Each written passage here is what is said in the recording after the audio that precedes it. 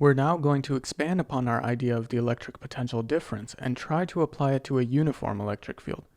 We'll start out small and work our way up from there. Ideally, we don't even have to work with the calculus-based definition for now either. We can just focus on the basic definition, the definition that's not calculus-based, which is useful and easier to work with, but relies on the electric field being uniform, which kind of constrains its usefulness. In practice, we can run into a lot of situations with uniform electric fields though, so it's not inferior to work with this easier definition, it's just as useful in my opinion. Now, an important property of the electric potential difference is that it does not depend on any charges actually being present. It only depends on electric fields existing in space. Although electric fields are always created by charges in the end, it's easier to just not think about the charges here and only think about the generated electric fields for what we're about to discuss. We went through a similar sort of revelation before when we were defining the electric field. We ended up abstracting out the idea of the electric charge altogether. The electric field is the electric force a charge would feel at that point, divided by the charge. The electric potential at a point in space is the electric potential energy that a charge would have at some point, divided by the charge. So now let's simplify this even further.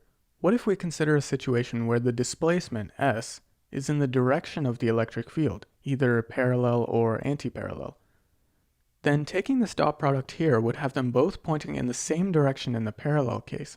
So we have E times S here, and in the antiparallel case, we would have had negative E times S. But don't forget that we have to add the negative sign out in front if we're talking about the potential difference, so this results in what you see here. When the displacement is in the direction of a uniform electric field, then we see that potential difference can be written as this very neat and useful formula. But what's with the negative sign? What does it mean? The negative sign tells us that the electric field always points from high potential to low potential.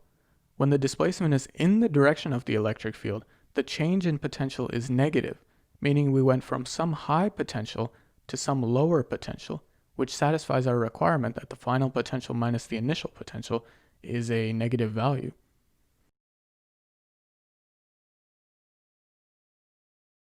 When the displacement is opposite the direction of the electric field, it means we went from low potential to high potential, and delta V ends up being positive then.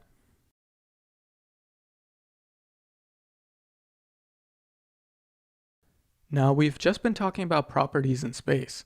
We're not yet discussing how the movement of charge is involved, so let's actually do that. What if we take a charge and we move it along this displacement like so? Then we remember that the change in electric potential energy can be written like this. We already saw in the last lesson how the electric potential energy was related to the electric potential just by a factor of the charge. So the change in electric potential energy is equal to Q times delta V, or just negative QES here. Now let's figure out if this makes sense. If the charge is positive and it's moving in the direction of the electric field, then it wants to go that way.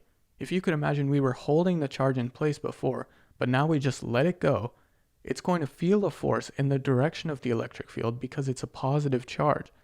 And now that force results in acceleration and displacement in the direction of the electric field.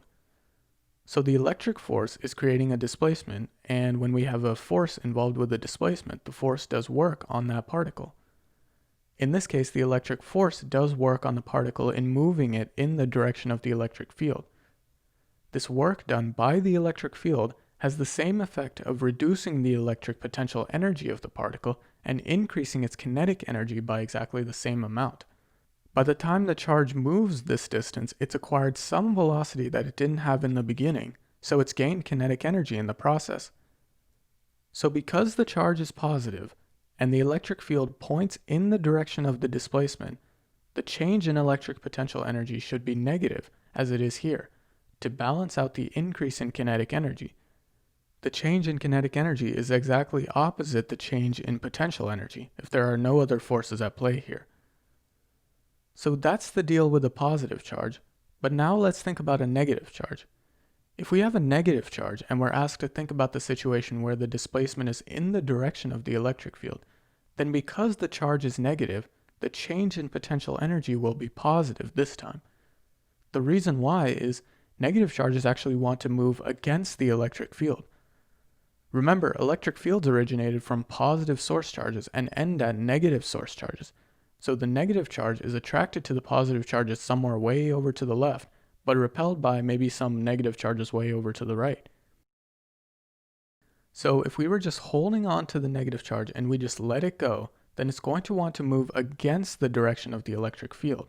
It actually takes energy from us to push it in the direction of the electric field, because that's where it doesn't want to go.